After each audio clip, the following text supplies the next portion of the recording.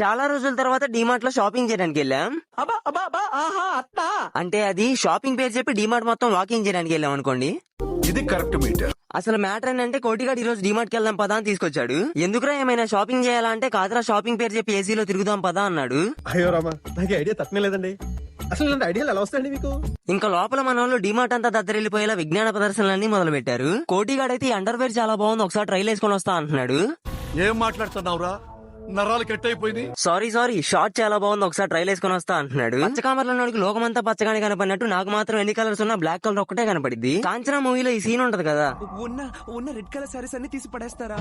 మనం కూడా అదే టైపు. ఆ రెడ్ కలర్ ప్లేస్ లో బ్లాక్ కలర్ పెట్టేయడమే. వీళ్ళిద్దరూ అయితే బాస్కెట్ బాల్ తీసుకుని దాంతో వాలీబాల్ ఆడుతున్నారు. కోటిగాడికి రూమ్ స్ప్రే కి బాడీ స్ప్రే కి తేడా కూడా తెలియట్లేదు. స్మెల్ ఏదో బాగా వస్తుందని చెప్పని పర్ఫ్యూమ్ కొట్టేసుకున్నాడు. అద్దాలు కనపడగానే ఆత్రంగా వెళ్ళి పెట్టుకున్నారు కానీ ఆ అమ్మాయిలవా అబ్బాయిలవా చూడడం మర్చిపోయారు. ఇది చూసినప్పటి నుంచి కోటిగాడు నా కోసం ఇది కొంటావా కొనమని ఒకటే గొడవ చేస్తున్నాడు. అయినా ఇది నీకెందుకు రా అంటే కొనిపించకపోతే నేను అసలు ఇక్కడ నుంచి రానని అంటున్నాడు.